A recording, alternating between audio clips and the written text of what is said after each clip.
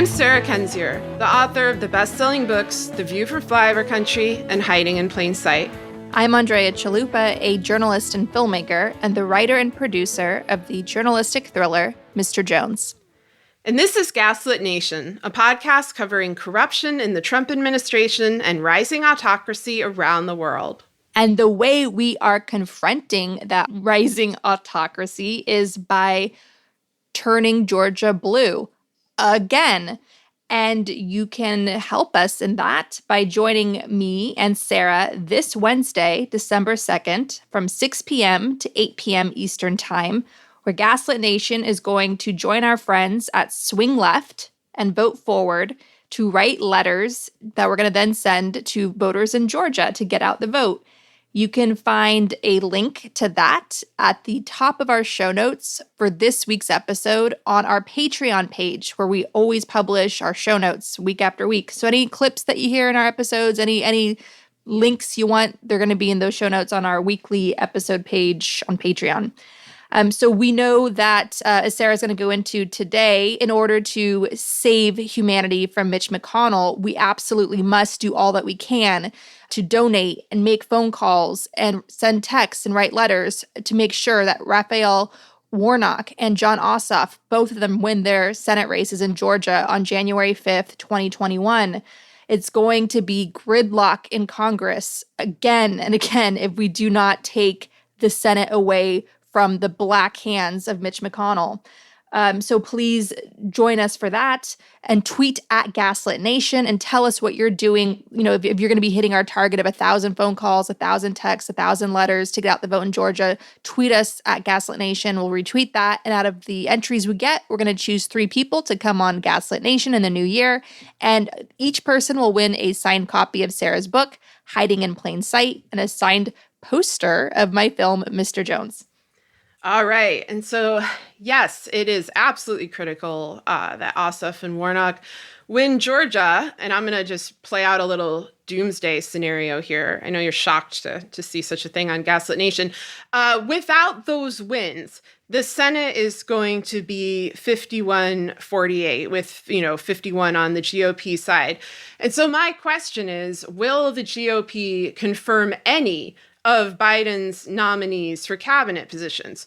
Or is Mitch McConnell going to do a Merrick Garland-style obstructionist extravaganza and shut them all down, regardless of qualifications? And on that note, if the positions aren't filled, then what happens? Who is going to run the departments that have already been gutted by Trump and his officials, many of whom were installed in order to dismantle the departments that they were supposed to lead, and many of whom have remained there in a, quote, acting capacity, basically so there's less oversight into the kind of crimes that they're committed. We haven't had this situation before. We haven't had a transition that is so fractured by a GOP that seeks to be not a government serving the people, but a one-party autocratic state, that they would engage in this kind of activity. Their goal is not to govern, but to rule.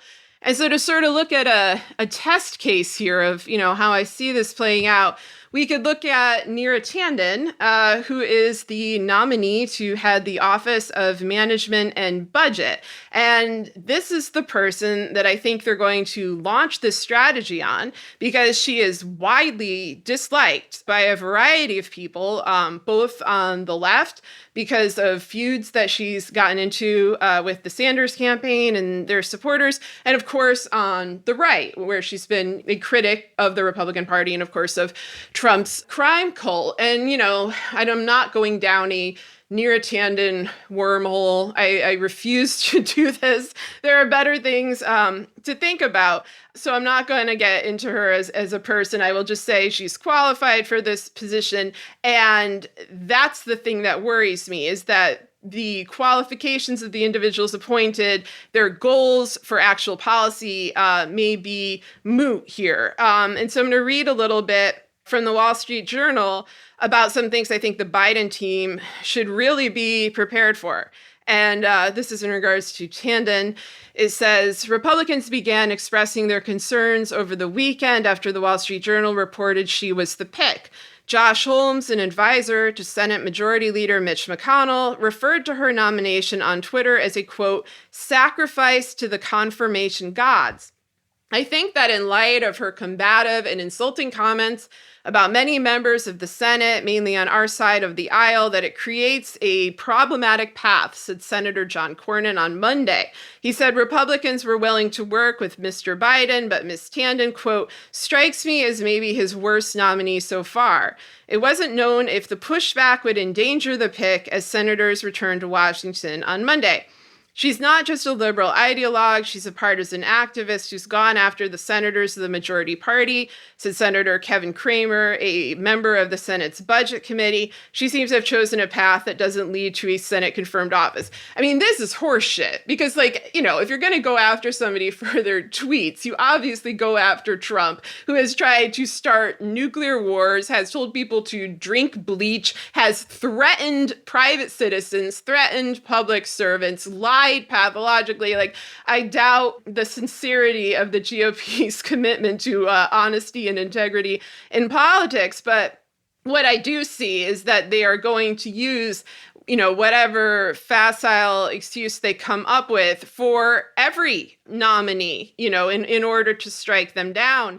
And that's what I'm worried about, is that this will push the U.S. closer and closer to a failed state. Like, we are not out of this situation. We are still in the midst of an ongoing attempted coup, and they are still going to try to leave all of these institutions, all of these departments, as bereft of oversight and of actual people in there to try to do something to serve the American public as possible, because that is how they maintain their power. It's through chaos. It's through destruction. It's through the American public feeling desperate, having very little leverage, and the Democratic Party having very little leverage as well. So I don't know what the Biden team's plan for this possible scenario is. I'd love to hear it, but I'm just praying to God they have one. Do you have thoughts on that? Well, I do think that Neera Tanden is a high-profile nominee. And yes. I do think it's interesting, out of the list that they put forward in this latest batch, that she's on there. She seems like somebody that you might think would stay in that social media realm, to be more of a bulldog and putting herself out there, because she's not afraid, clearly, to be in their arena. And she gets arrows from all directions on what she says and pushes and fights for. She's feisty. So it's sort of surprising that they would pluck someone out of the media realm who's scrappy and could be pushing a lot of the communications for them and put them into a roll up your sleeves, get into the trenches, big administrative job. Part of me wonders if Neera Tanden is going into this as agreeing to be the sacrificial lamb, because she's that bright, shiny object to distract the Republicans and make them basically refuse to confirm her, so they feel satisfied that they were able to get a scalp during this confirmation hearing. And they'll be proud of that, and they could rally their base and show their base that they're being ruthless and obstructionist. And meanwhile, Biden's other nominees go through, who are more under the radar and more classic technocrats. So I'm almost wondering if the Biden campaign's driving defensively here by tossing Neera out to be sacrificed, and Neera's fine with it because she's so used to being a punching bag from the right and the left.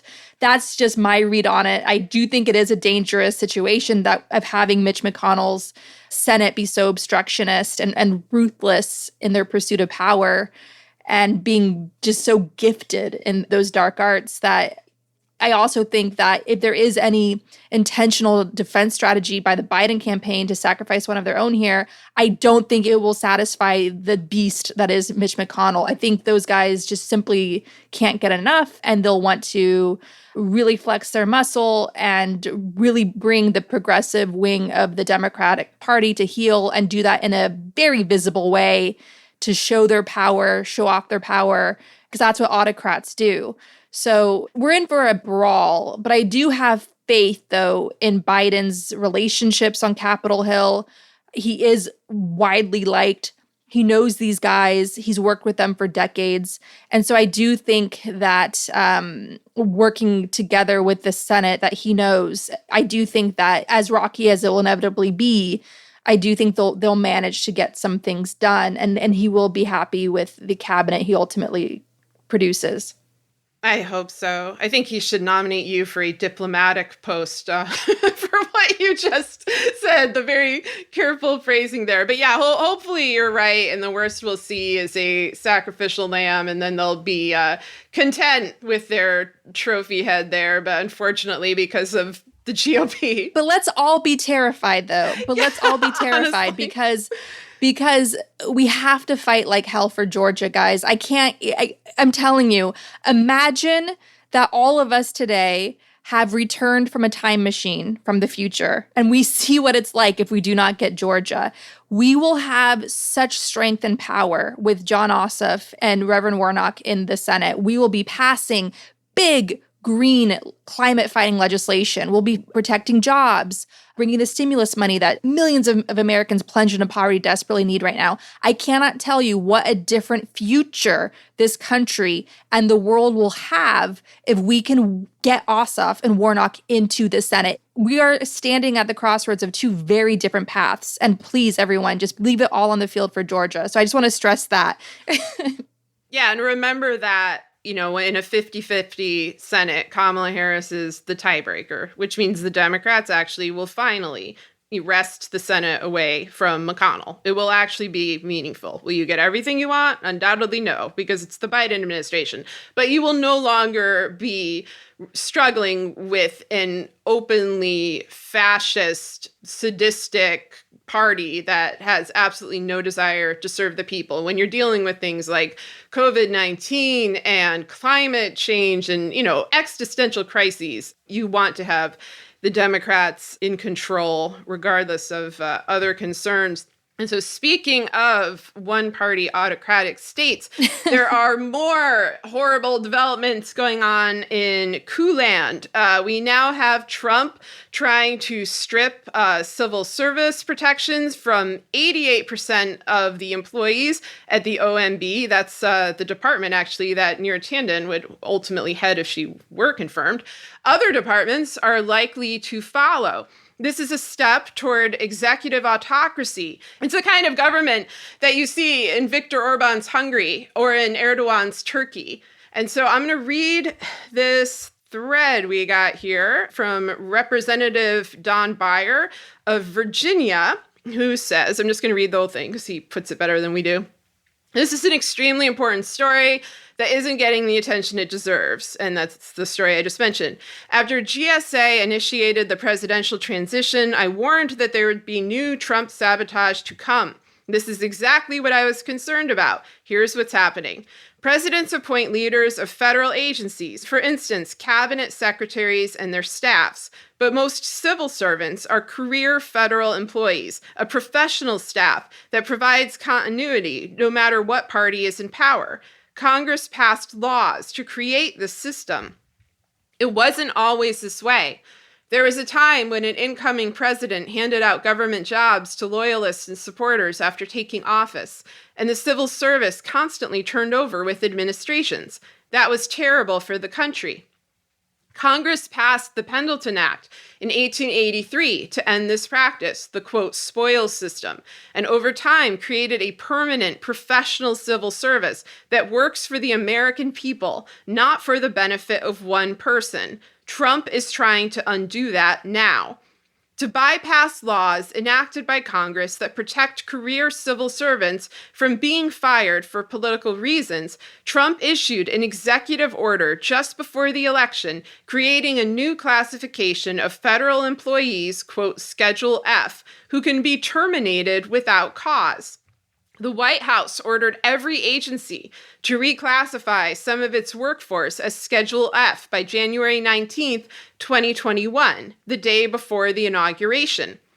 At the time, Trump believed he would get a second term and planned to fire protected employees like Dr. Fauci for imagined disloyalty. But once it became clear Trump lost the election, a new goal came into view: sabotaging President-elect Biden. Sometime in the last week, the Office of Management and Budget produced a memo which classified 88% of its workers as Schedule F. Trump now believes he can fire nearly everyone at OMB at will. More agencies are likely to follow OMB in reclassifying portions of their workforces as Schedule F soon. Trump likely hopes to replace swaths of the career federal workforce with loyalists. Obviously, we are not taking this sitting down. Democrats in both House and Senate have filed legislation to nullify Trump's Schedule F order. The Oversight Dems Committee is pursuing an investigation to track other reclassifications of workers so that we can see where this is happening. Lawsuits have been filed, and a big fight over this is coming. This was written on November 27th, by the way. I'm working with colleagues to block funding for reclassification of federal workers under Trump's order. Trump hopes to leave his successor with a sabotaged government amid a pandemic and economic crisis. It's contemptible, and we have to stop him. One more thing, some of you may remember that a top public official Trump appointed to oversee the federal workforce resigned last month because he could not, in good conscience, cooperate with a new order from the president. He resigned over this. And so that is Don Beyer. You should go and check out the thread. There is also a note from Georgetown professor Don Moynihan, who specializes, I believe, in studies of American government, who notes that a 2017 Domestic Policy Council member from another Heritage Foundation alum laid out the framework for dismantling public sector unions and making it easier to fire employees, including the, quote, originalist theory that the president can fire anyone. And he has a long thread about this as well. It's just extreme abuse of executive power, which of course has been a hallmark of Trump's entire tenure in office. And apparently it is difficult to undo. You know, there have been people that are like, all right, fine, you know, Trump fires everybody. Like, can Biden hire them back, you know, immediately, like on January 21st? And I guess because now, you know, if he is doing this in a non-king-like way, it has to be an open position with the traditional hiring process. It takes time. I mean, I don't know what the hell to do in this situation, because if Trump is going to take the gutting and the purging that he's already begun and accelerate it to this level, so say we're losing 88% of, interesting number he chose there, I'm just realizing, of every department on the way out, along with all of these firings that have already occurred in the DoD, you know, in other bureaus that have to do with military engagement. And later in the show, we're going to talk about Iran.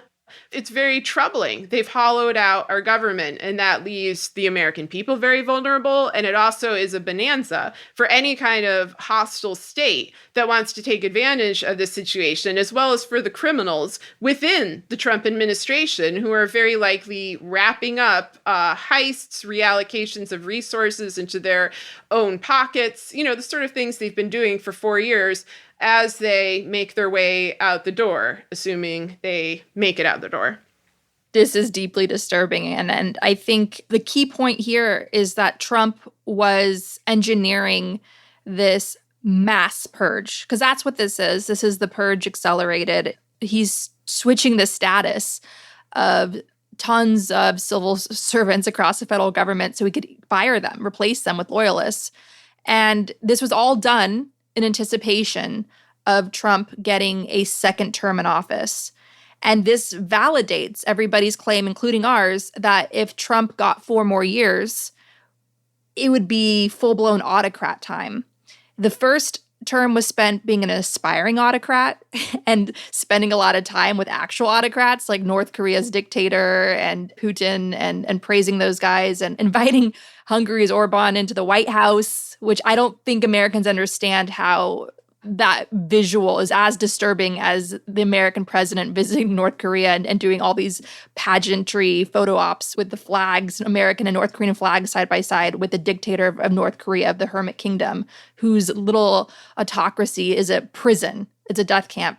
So imagine if the aspiring autocrat got 4 more years. This, what we're talking about here, engineering a mass purge basically confirms our worst fears.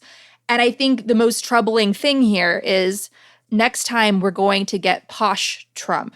We're going to get a cleaned up version of Trump. Maybe it'll be Josh Hawley out of Missouri who has a boyish smile. Maybe it'll be him. It's going to be somebody like that they're going to try to run and clean up nice for the American public. And whoever they put in, the same culture, the same genocidal ideology of hate, the same staunch anti-immigration policy nightmares that want to deliberately engineer human rights crises and torture people by separating families and so forth. All those organizations, all of those, that entire culture across America, the tens of millions, backed by the tens of millions that voted for Trump in 2020, they're seeing this and they're paying close attention, and they're not going to wait until their second term to engineer something like this. They're going to do it right off the bat as soon as they get in. So I think the important blazing neon sign for all of us is that the next autocrat is going to learn from all of Trump's mistakes and improve upon them and have a much clearer roadmap on how to accelerate the purge and how to rule above accountability and how to dismantle more efficiently and how to push their agenda as a much more effective steamroll than even Trump managed to do. And that's the real danger here. And if you want proof of that we're going to get a posh Trump next time around, look at how good Republicans were at learning from the 2018 Democratic blue wave, where you had a huge historic rise of women come into the House of Representatives, and especially women of color. So what did the Republicans learn from that, and what did they do in 2020?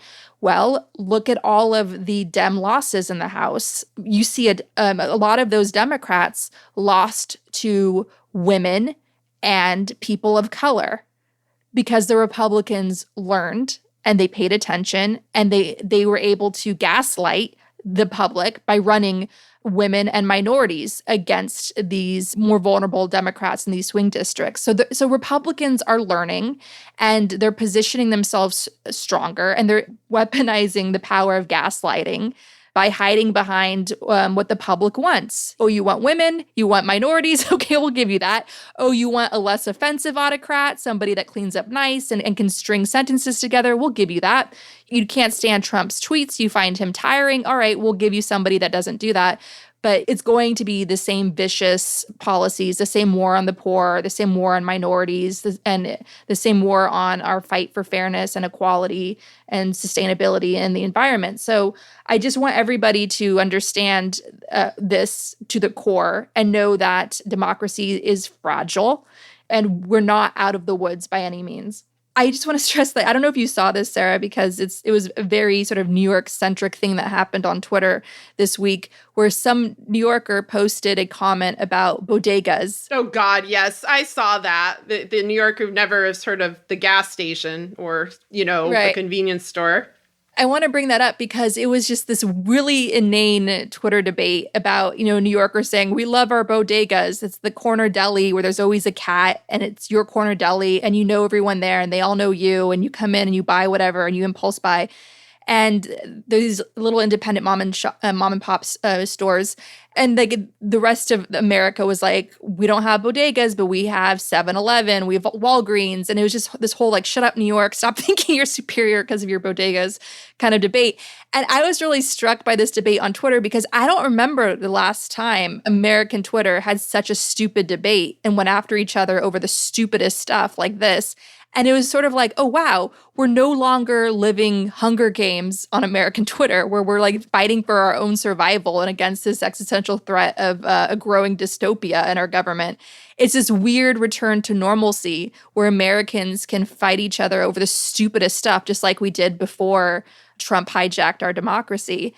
And at one point, I'm comforted that we're returning to normal Twitter fights. But at the same time, I don't want people to exhale so much and just succumb to the relief and become complacent when the threats remain.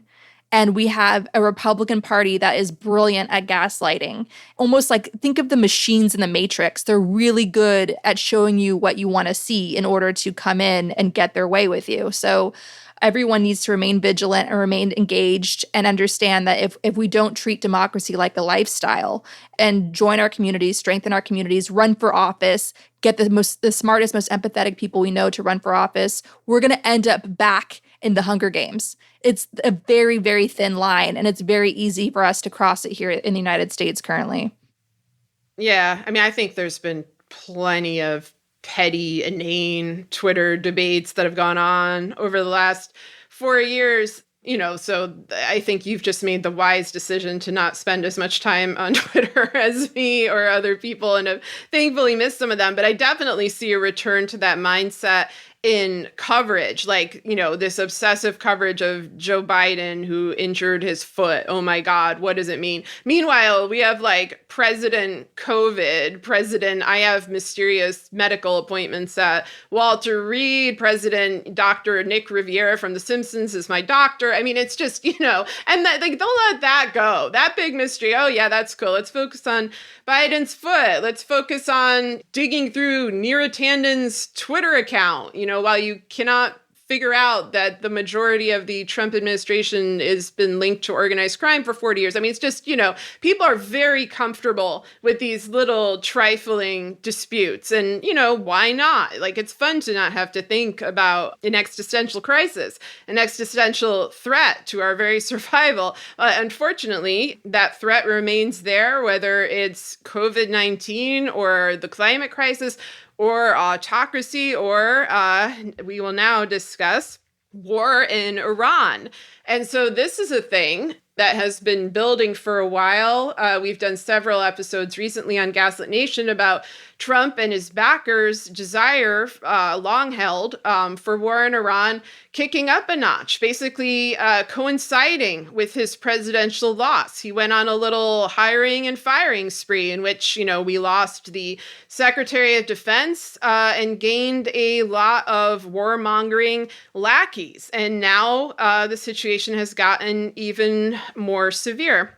On Friday, Iran's leading nuclear scientist, Mohsen Fakhrizadeh, who is basically the J. Robert Oppenheimer of Iran, was assassinated outside Tehran. The assassination came as Israeli Prime Minister Netanyahu was pressuring the incoming Biden administration to drop the Iran nuclear deal created during the Obama years. Netanyahu had long been interested in Fakhrizadeh, saying at a 2018 news conference, "Remember that name." There is some debate going on as to how exactly Fakhrizadeh was murdered, but no one doubts that it's an assassination, and he's the second major Iranian official to be assassinated this year. The first was Qasem Soleimani, whose assassination nearly brought us to the brink of World War III back in January 2020. And yes, it's the same 2020, believe it or not, the endless year of hell. So it is important to note that regardless what you think of these two individuals and their goals, their assassinations were illegal under international law and are obviously intended not only to wound Iran, but to inflame an entire region. As of now, it's not entirely clear who killed Fakhrizadeh, but most experts are assuming that it was Israel's doing, and tactically, the attack on him resembles prior attacks by Mossad.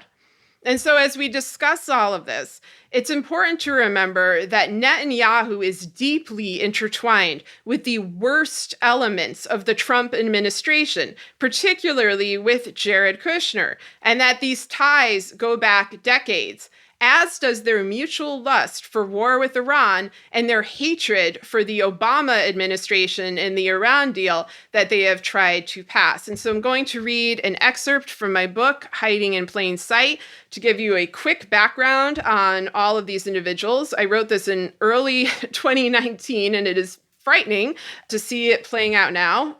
All right, so I'm just going to read a few excerpts here about the security threat that is Jared Kushner.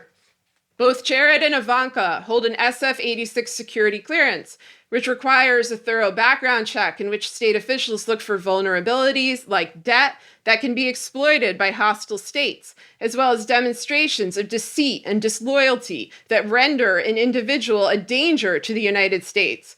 Kushner's massive debt and tax manipulation schemes should have prevented him from holding any kind of clearance, but not in Trump's dynastic kleptocracy. Kushner's foreign ties were not a deterrent either, even though his lifelong relationship with Netanyahu, a relationship so close that Netanyahu slept in Jared's childhood bedroom when visiting the Kushner family, posed an obvious conflict of interest, one that deepened when Kushner was selected by Trump to be a liaison to the Middle East. And then, moving on a bit, the Kushner family are investors in illegal West Bank settlements, meaning that Jared has not only a political conflict of interest by serving as a White House advisor on the Middle East, but a financial one. It is also a humanitarian conflict of interest. As Netanyahu transforms Israel into a more hard-right state, employing extreme violence against Palestinians and lobbying vitriolic rhetoric against liberal Jews in Israel and in the diaspora, extremist rabbis have flourished, and Kushner favors them. In 2018, Ivanka and Jared were blessed by Rabbi Yitzhak Yosef, who calls Black people monkeys and believes that non-Jews exist in Israel solely to be the slaves of Jews. This racist rhetoric mirrors that of the Trump administration, including that of Christian evangelicals like Mike Pence or Mike Pompeo, who align with Israeli extremists in order to fill their own political ambitions and sate their own religious fanaticism. Contrary to press portrayals, Jared and Ivanka were never outliers in the extremism of the Trump administration.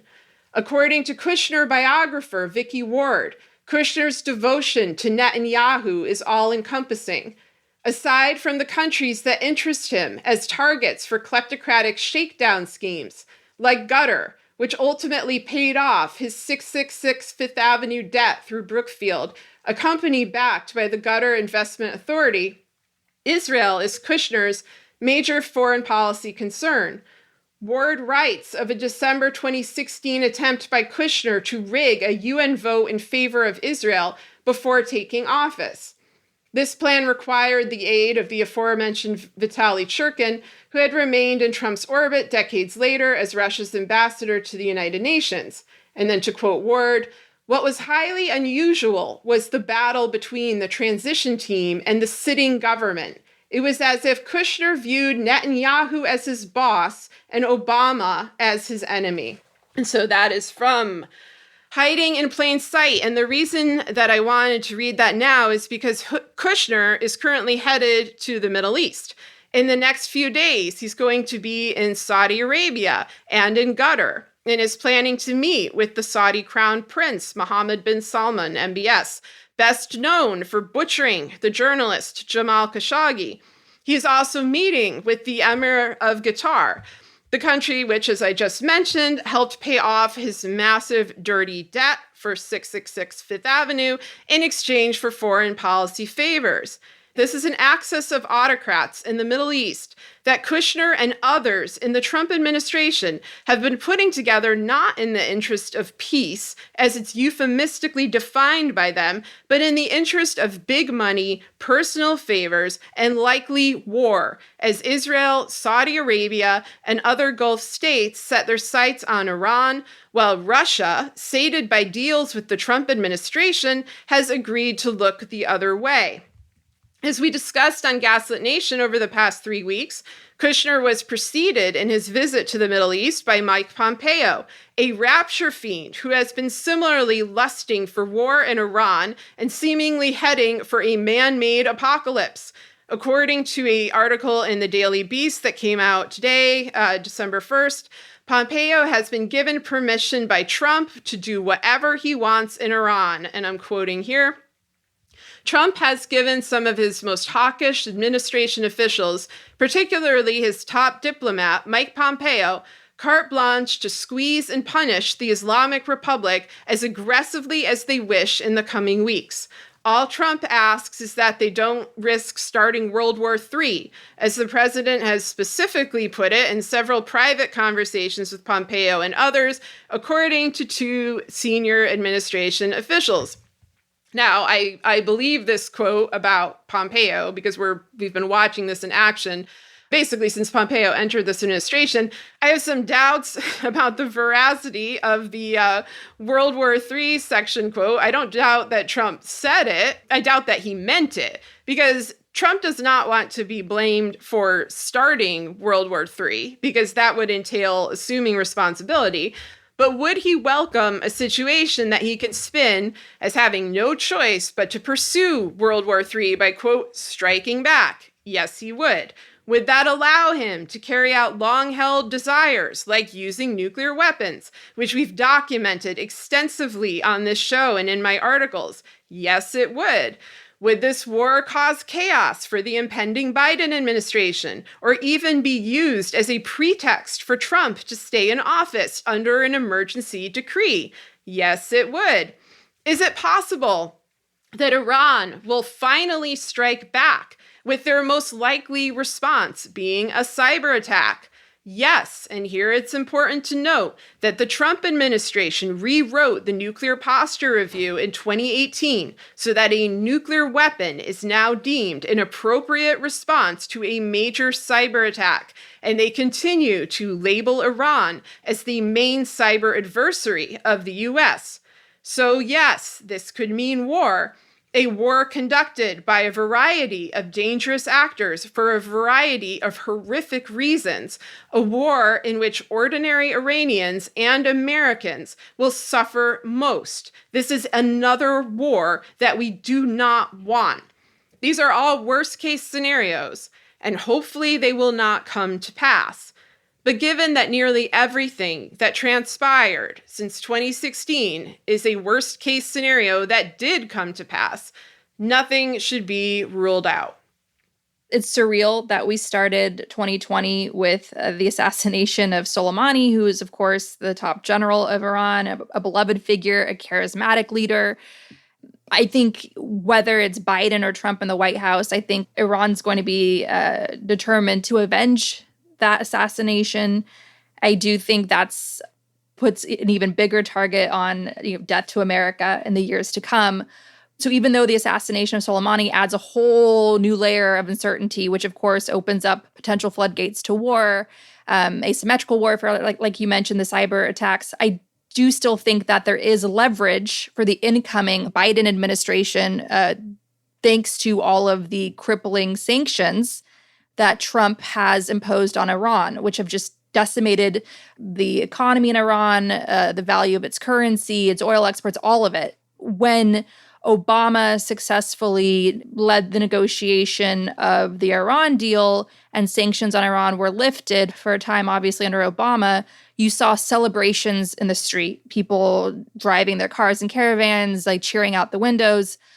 The people of Iran are desperately hurting. And on top of that, you have this pandemic, and they were one of the hardest hit. We saw that very early on in 2020 with videos of top Iranian officials sweating on camera because they had COVID. They were, I believe, some of the first governments, one of the first governments that lost people in top official posts to COVID-19. So Iran is greatly suffering. And so an incoming Biden administration can bring back the Iran deal, saying, okay, commit to those terms. We already worked those out. Slow down your nuclear activities. And if we can get this all hammered out, we'll, of course, roll back these sanctions. So with Iran, I think there is a possibility there, a turning of the page for them, one that they desperately need for the sake of their own people. And I know you might think, oh, well, why would a dictatorship care about its own people? It's because the Iranian people have been leading protests before the pandemic and protesting their government. And so they need these sanctions lifted for the sake of the stability of the country and the regime. It's a desperate situation on the ground there. I think a more interesting question for U.S. foreign policy is what the Biden administration, what their relationship will be like with Israel. Currently in Israel, the current ruling coalition is falling apart. It looks like Israel's headed to a new election in early 2020. And as we know, the hardliners in Israel hate the Iran deal, hated Obama. There's a lot of tension between Obama and Netanyahu's government. And Trump was like a giant flowery fruit basket for Netanyahu's government. Netanyahu had a really good 4 years under Trump and Putin. Like when he was campaigning again, there's a giant billboard of a picture of him shaking hands with Putin. So he enjoyed this axis of autocrats. Netanyahu, like Trump, being an inspiring autocrat. There's been really disturbing editorials coming out of Israel of Netanyahu trying to steer Israel towards, autocracy, being, very corrupt. And of course, he and his wife are both indicted. It's amazing that he's been able to survive for so long. So I think the question really remains on how Biden comes in, cleans up the Iran mess that Trump left behind. And in doing so, where does that leave his administration's relationship with Israel, depending on who is in charge in Israel? Netanyahu may very well be on his way out, which would be a great thing for the Biden administration, I believe, given how hardline Netanyahu is, and a great thing for the Israeli people. Yeah, if Netanyahu leaves as prime minister, the entire world will benefit. Like you can see this turn towards hard right governments that's, been in play for about 10 to 15 years. Israel was one of the oldest examples of that when Netanyahu came in 2009. And you're even seeing the kind of things that you see with autocracies, things like brain drain, where Israelis who can't abide living under him, who can't abide extreme human rights violations, I think especially after 2014 and his actions in Gaza, they're leaving. They're leaving out of conscience. They're leaving out of a desire for freedom. And we also see, I believe it's week 23 of protests from Israelis against Netanyahu. And Netanyahu is one of these key nodes in this transnational crime syndicate that we talk about. He's, I think, just as essential to it as Putin. They love to say all roads lead to Putin, and generally speaking, they do. But they also lead to Netanyahu. They lead to MBS. They often lead to Erdogan. There are a variety of actors there. Under Netanyahu, Israel has become a paradise for money launderers. We see a lot of oligarchs, people like Roman Abramovich, getting Israeli passports so that they could avoid the kind of sanctions that have been put in place due to things like the Magnitsky Act. We see this very fluid, use of the right of return in order to allow criminal elements to thrive with Netanyahu's protection. That used to be something that Israel rejected. Back when Meyer Lansky tried to get Israeli citizenship, I think it was Golda Meir was like, get the hell out of here. Like, this isn't going to happen. Netanyahu welcomes these folks with open arms, and it's extraordinarily dangerous. And I think that if Israelis are able to get a better official in there, and of course one that could have a better relationship with the Biden administration, one that doesn't hold them in open contempt, and that doesn't, live for bloodshed, and that isn't, intertwined with key people in the way he was with Kushner, which is still extraordinarily dangerous, the whole world will be in a better place. But that said, and this will also lead into, we're going to talk about Flynn in a second, I am very, very worried about what is going to happen to the classified information that has been accumulated by people like Kushner, by people like Steve Bannon, by all of these individuals in this revolving door autocracy who've gone in, gotten security clearance they never should have gotten, know the world's secrets, know the secrets of the United States government itself, and I'm thinking of memorable events in U.S. history that, maybe were not investigated as thoroughly as they should have. There are a lot of different ways to blackmail a government. We often think of operations like Jeffrey Epstein, where again, by the way, you see an Israel connection, a Saudi connection, a Russia connection. But there's also just knowledge of the interior workings of the government itself. That's what WikiLeaks was searching for. That's what the Kremlin was searching for when Snowden went over there. This is extremely valuable information. And there's no doubt in my mind that someone like Jared Kushner would sell that information for profit or trade it for favors. And it's not just Kushner, it's all of these bureaucrats, these lackeys who will have lost their position. And it's Trump himself. This is one of the reasons that we keep calling for accountability and for investigation and for indictment when necessary, because all of these people are national security risks. We have had a Kremlin asset linked to a transnational crime syndicate in the White House for 4 years, surrounded by people of like mind, surrounded by traitors and criminals, and they hold all of our secrets. You know, our national security has been shattered. Our sovereignty is in grave danger. And if people don't understand this, like, none of this is about revenge. It's not about petty grievances. It's really about our survival as a nation. And so this issue is going to continue whether or not the Trump administration is in power, and, you know, it looks like they're not going to be in power, and whether or not Netanyahu is. It's just such a massive, massive crisis. And, you know, I want to hear your thoughts, but after that, I want to discuss Flynn, because he's another example of this. He's a classic example of this phenomenon in action. Well, how is it different from members of Congress and any presidential administration leaving to go lobby for corporate interests or work on K Street? I don't see how it's so different. I mean, Kushner, the Trump family, knowing all of our state secrets and profiting off of them clearly during these last 4 years and then continuing to do so, it's very similar in spirit to the massive lobbying industry and the revolving door. I mean, if you look at the SEC, which is supposed to be the watchdog of Wall Street, it's this revolving door between Wall Street and the SEC. These guys just go in and out, in and out. And it's always been that way with the DOJ, where these lawyers in the DOJ then jump to private firms. And then you have, who was it? The former head of the FBI, was it Louis Freeh? Louis Freeh and William Sessions, both working as lobbyists for the Russian mafia, representing the Russian mob. So just to comfort everyone, it's just more of the same. It's like, and which doesn't make it right. And clearly, it's been weakening our democracy to the point where our intelligence community let a Russian asset hijack our democracy in 2016 and become president, and then further to dismantle democracy and the Western alliance and give Putin his wish list. So, I mean, it's just the same old swamp that Trump pretends not to be profiting off of and making grow. And I think it's more, this has gone on for too long. And Elizabeth Warren on her campaign website had a big fat plan for this. If you read her corruption plan on what she was going to do and to close these loopholes, it was, you needed to take a nap afterwards because the cesspool ran so deep. So I do think that we need to change the overall culture, and we need to run candidates and recruit candidates, like a whole generation of Katie Porters and AOCs who are fluent in understanding how this cesspool works and how to confront it and talk truth to power and pass laws in order to close these loopholes.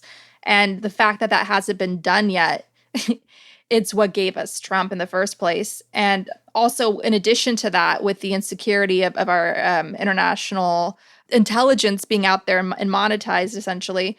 Well, look, you know, the Chinese and the Russians have been hacking us for years. They hacked the White House. They hacked the department in the federal government that holds everybody's records when you get a job, when you get vetted for a job, and they collect all this intelligence on you to make sure you're of sound mind and finances and all of it to make sure that you can work in some of the highest levels of government. The Chinese took that data from us. So we've for years have existed with all of these vulnerabilities, and it's about damn time somebody did something about it. And I just wish that we had more of a movement, or I wish people could really commit in their minds and their hearts to say, look, how do I live in this country and ensure that these things will stop happening? Trumps will stop rising to power. Putin assets will stop hijacking elections. Well, you confront all the loopholes and the systems that allow corruption to flourish in the first place, and that's it. So I know people might want to have their hair on fire over all of this, but guys, it's also part and parcel to American politics. It as we always say, corruption is an industry. But I think the difference is now is that the stakes are much higher. I mean, one, because of the ticking clock They've of, always been high. How do you think we got a well, Russian that's my asset? point. That's my point is It was that, high in 2015. It was high in but then 2016. we got the Russian asset. Like all of this was building for decades on end with no accountability in place, with people like Manafort, who's, when he finally was indicted, it was for crimes he committed in 2002, just running free, euphemistically describing themselves as consultants, as lobbyists. We now have all of this out in the open, and we had a government that is just openly anti-American, that has no interest in America even remaining as a sovereign nation. They only want to pick at the scraps. I think that the kind of corruption we've had before wasn't fully against that kind of sovereignty. It was like there was a interest in the United States remaining a global superpower, for better or for worse. And when you look at something like George W. Bush's administration, it was obviously for worse. It was for imperialism. It was to commit acts of war and consume their profit this way. Sarah, you can't tell me you bought the gaslighting that these guys were really about American democracy and America's position in the world when they brought us into two wars that weakened our standing. It's like Trump just gave the game away. The others have been doing it all this time too.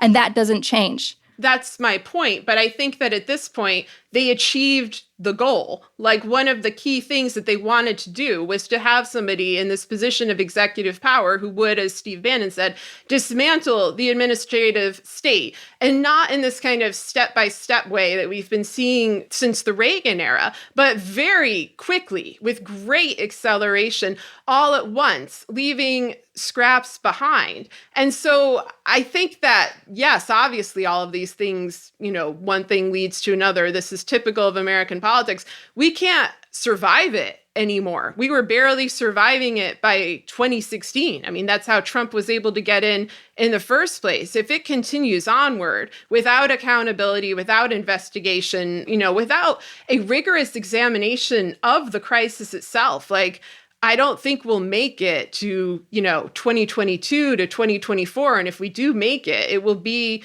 under the guidance of an openly fascist GOP autocratic ruler. And then I think all of our dire predictions from previous episodes about things like the US potentially splitting up or just a fully fascist administration will come to pass. And so, once again, that's why it's important to fight it off now. And as you said, vote for people who will make these progressive changes, shift the leverage of government so that it is the Democrats' control. But I mean, they need to be aggressive. And it's not, as I said, out of vengeance or partisanship. It's just for basic survival. Like we won't last it. I don't think we're going to last Flynn, if you want to get to that, unless you had more to say.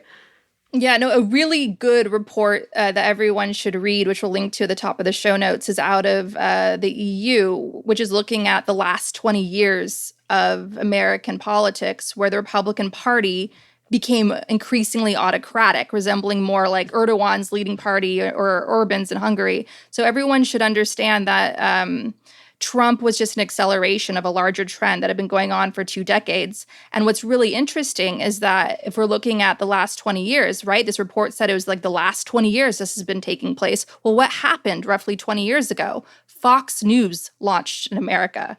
Rupert Murdoch brought his disease of disinformation to America in a very big way. And so it's no surprise that with the rise of far-right propaganda, we had the rise of a unapologetically far-right Republican Party with autocratic tendencies. And Trump just came in and finished off the job. And next time around, posh Trump is coming. We're warning you, posh Trump is coming. George W. Bush and Cheney, they were anti-American. Trump and Jared Kushner, they're anti-American. The Republican Party of the last 20 years is blatantly anti-American and works against the interests of our own country and weakens our standing in the world and our alliances. So, yeah, it's like we need a reset in America in a very big way. And we're not going to get that unless the grassroots strengthen. The way I've watched Ukraine confront these issues is in its own country, corruption, officials and judges that actively work against Ukraine's own interests and sovereignty, is you have a very strong civic society. It's the independent journalists. It's that whole culture that's strong on the ground, that's able to fight for a reset with a popular uprising, which Ukraine did twice in 2004, the Orange Revolution, where they overturned a corrupt presidential election, and in 2013, of course, the Revolution of Dignity, Euromaidan. So if anybody's listening to this going, oh my God, what a big job ahead of us. Well, maybe not for you individually, because if you go to the Gaslit Nation Action Guide on our website, gaslitnationpod.com, and just pick off what you can chew, just pick one little bit that you can actively engage in. If you don't have the time, then make sure you set up automatic donations to all these groups that so they can build, so they can expand and hire more people to do this essential work on the ground. It's on each of us now to do our bit and to be good citizens and to engage. That's how we do it. If everybody breaks off a piece of this, we can lift this giant boulder up this hill and clean up our system. But that's the work that needs to get done. It's like a cultural reset that's going to happen over time by all of us working hard and staying engaged and remaining vigilant. Agree. And I hope that progressive candidates, are thinking about this as a national security issue. It's like when we had Timothy Snyder on our show and he was talking about ways to fight fascism, like all the things that you should do to fight fascism are just things that you should be doing anyway to strengthen democracy, because democracies that are genuinely strong, that don't have false unity, but, unity based on something that you're striving for, on policies that benefit everyone, they don't go through the kind of crises that we have been enduring for a very long time. And so the latest of those is that Michael Flynn has been pardoned for everything. He has been given an extremely sweeping pardon by Trump, which absolves Flynn of lying to the FBI, but also absolves him of, quote, any and all possible offenses arising from the facts set forth or that might arise or be charged, claimed, or asserted based on the Mueller investigation or on any grand jury. So this is like a reverse Minority Report for pre-crime. He's getting like pre-pardoned for his future crimes. And so the pardon for Flynn is sweeping due to the sheer volume of crimes that Flynn committed. And I'll just give a little brief list of those. I don't think I have all of them in here. Lying to the FBI, attempting to kidnap a Turkish cleric residing in Pennsylvania, being an unregistered foreign agent for Russia, being an unregistered foreign agent for Turkey, illegally attempting to sell nuclear materials to the Saudis, illegally brokering a sanctions deal with the Russians. And here it's worth looking at exactly what Flynn pled guilty to when he was lying to the FBI. It was about working with Russia to manipulate a UN law over Israeli settlements. And so Russia's ambassador to the United Nations, Vitaly Churkin, this is the same guy I had mentioned when I was reading from Hiding in Plain Sight, was a witness to this incident, but he died suddenly and without explanation 6 days after Flynn left office in 2017. So there's that. Anyway, I'm going to read a little from the original indictment of Michael Flynn in 2017, so we remember what he did. On or about December 21st, 2016, Egypt submitted a resolution to the UN Security Council on the issue of Israeli settlements.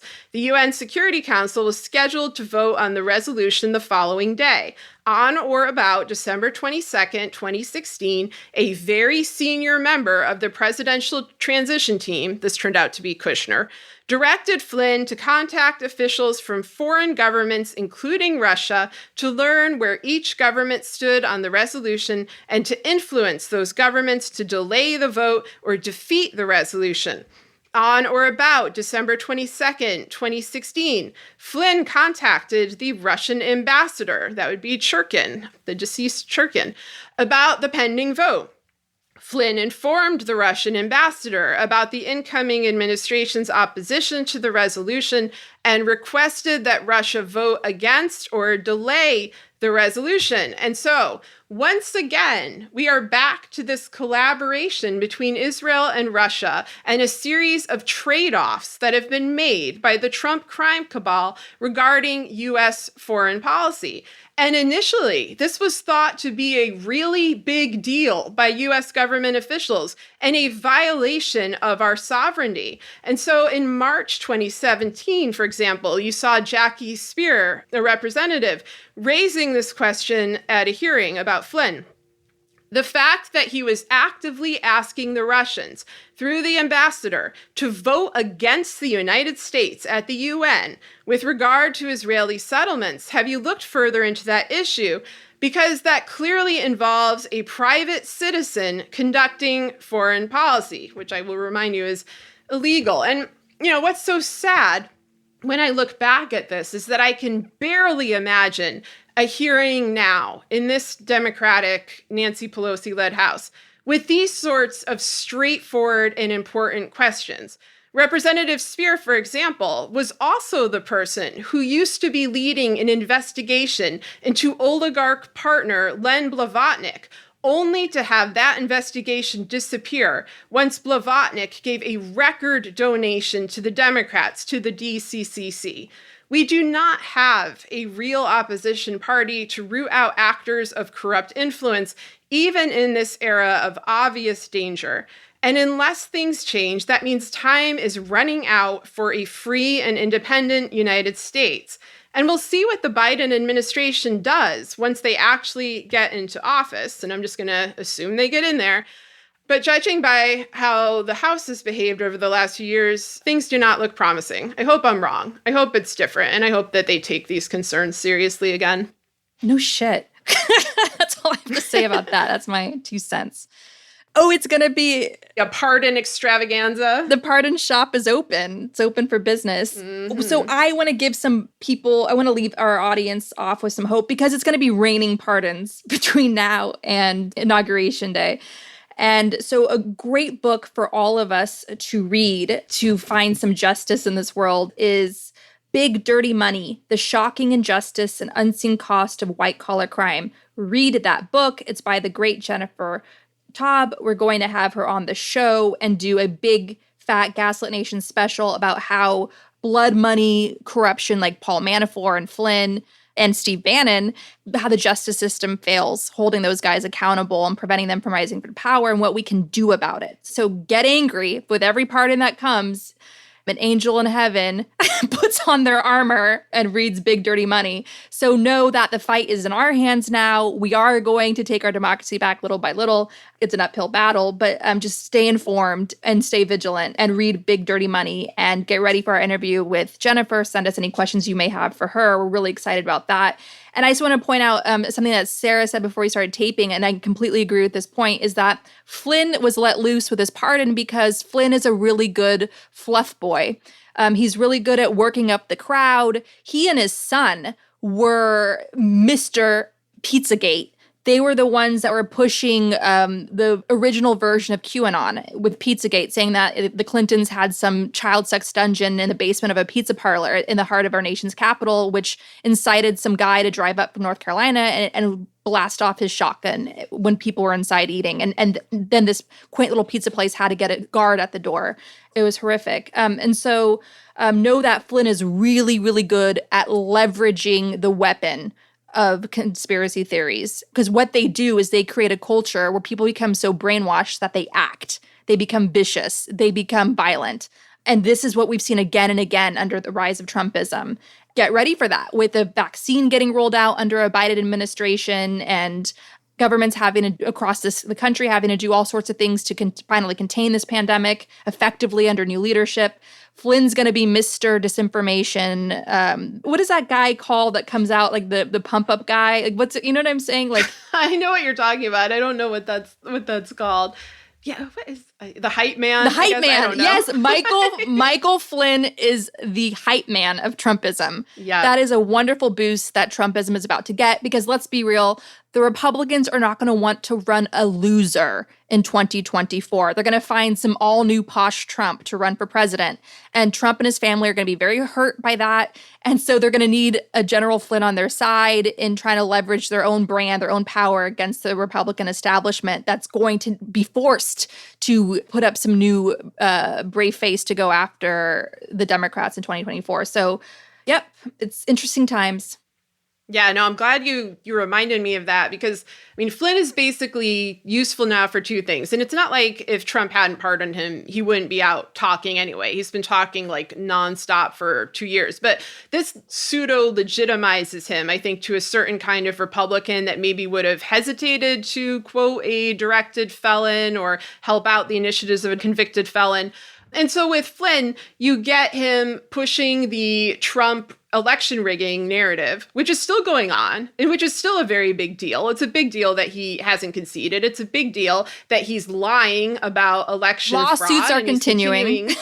Yeah, lawsuits are continuing. It's like people have gotten used to it now because it's been almost a month of this. This is absolutely nothing that you should get used to. And it's not a matter of will he win, although there is still the possibility of that, and that's very frightening. It's the culture. It's breaking down the culture of our political system, of expectations of election integrity. Again, this is a situation where you need to, make sure we have election integrity and transparency in the vote and hand-marked paper ballots. Then it makes it a lot harder for Trump to make these claims. This is one of the reasons, actually, he's having trouble making them now, is because there's been so many hand-marked paper ballots. But the other thing is just like everyone else in the Trump administration, including Steve Bannon and Mattis and McMaster and John Kelly and all of these other departed goons, Flynn is obsessed with war in Iran. That was one of the reasons that he hated Obama so much, is because he hated the Iran deal. So they're pardoning Flynn right in time for, the assassination of this scientist, these firings at the DOD. It's hard for me to look at this as disparate and unconnected. And yes, the Trump administration is known for doing a ton of horrific things at once, and they're not always, connected by anything beyond the fact that they're corrupt and horrific, but this is a little too much on the nose, timing-wise, so I think folks should be looking out for that. Yeah, and what's going to be interesting to see this Kremlin clown car all get pardoned, Manafort, the whole bunch, is as they make their way through the world pardoned, they're going to be committing more crimes. Mm-hmm. It's like they're on the radar. So Trump can't pardon clearly future crimes. So it's going to be, we're going to keep getting. Well, he did, though. He just pardoned Flynn's future crimes. You can't. It's like, that's what's so insane. You can't, though. You really can't. It's like reverse Minority Report. You can't, though. You absolutely cannot. Well, I mean, technically you can't, but he's decided you can. I mean, I think right now I see legal experts on Twitter just being like, what the actual fuck? Like, how is this going to work? Is this even a thing you can do? I mean, they have the same reaction you did, which is basically like, this is nuts. But the thing is that they've done so many things that are insane, that are, I mean, they're against the law until they write the law themselves, until they rewrite the law themselves, then it becomes the law. It's not protocol until they do it. And then it becomes protocol. It becomes precedent. And that's why it's just so, so dangerous. And that's why it's so dangerous and irresponsible when people like Mueller or Pelosi or the FBI or whoever, when they don't take people to account when they've committed really obvious crimes or they've set a precedent for the newer, slicker Trumps of the future to follow. So yeah, I don't know legally what the hell is up with this gigundo pardon, but okay, let me just tell you, legally, this is the Four Seasons total landscaping of pardons. It's not going to hold. Their entire pardoning strategy is like their let's steal the election strategy. It's a clown car coup. And so it's going to blow up in their faces. They're going to go out and commit more crimes. I think they're going to be dousing themselves in the flames of FARA. I think they're going to be collecting all of these dirty clients from abroad and getting busted on that, and probably tax invasion and money laundering. That's how I see these guys living out their golden years, just getting busted for fraud left and right, because as we always say in the show, being clownish is how they get away with it, because people think they're so stupid that they underestimate them and they laugh at them. And they think there's no way these clowns are going to get into the White House, and then they do. Let's put it this way. A lot of the legal pundits on cable TV have job security with these guys running amok in the world, because they're going to have a lot of new cases and investigations on following them around because of their stench.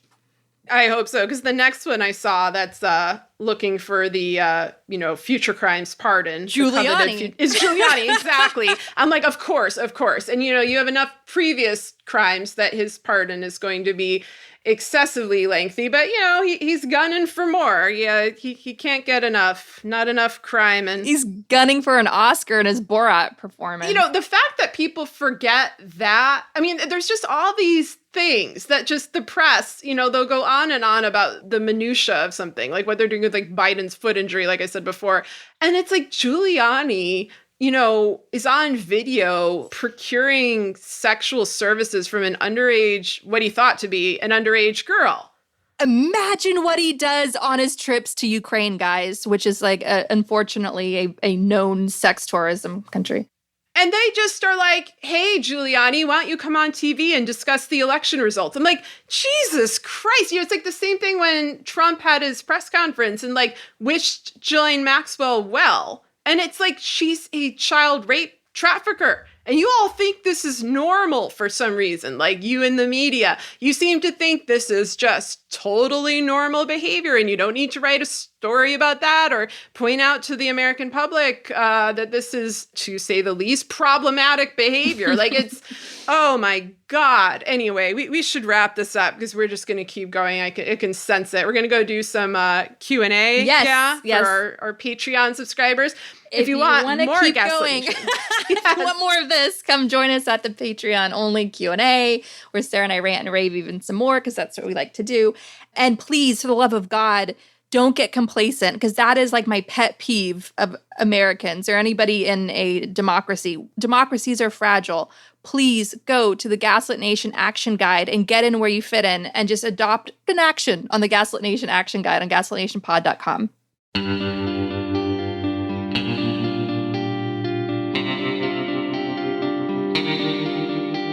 Our discussion continues, and you can get access to that by signing up on our Patreon at the Truth Teller level or higher. We want to encourage you to donate to your local food bank, which is experiencing a spike in demand. We also encourage you to donate to Direct Relief at directrelief.org, which is supplying much-needed protective gear to first responders working on the front lines. We encourage you to donate to the International Rescue Committee, a humanitarian relief organization helping refugees from Syria. Donate at rescue.org. And if you want to help critically endangered orangutans already under pressure from the palm oil industry, donate to the Orangutan Project at theorangutanproject.org. Gaslit Nation is produced by Sarah Kenzier and Andrea Chalupa. If you like what we do, leave us a review on iTunes. It helps us reach more listeners. And check out our Patreon, it keeps us going. And subscribe to us on YouTube. Our production managers are Nicholas Torres and Carlin Daigle. Our episodes are edited by Nicholas Torres, and our Patreon exclusive content is edited by Carlin Daigle. Original music in Gaslit Nation produced by David Whitehead, Martin Vissenberg, Nick Farr, Damian Arriaga, and Carlin Daigle. Our logo design was donated to us by Hamish Smith of the New York-based firm Order. Thank you so much, Hamish.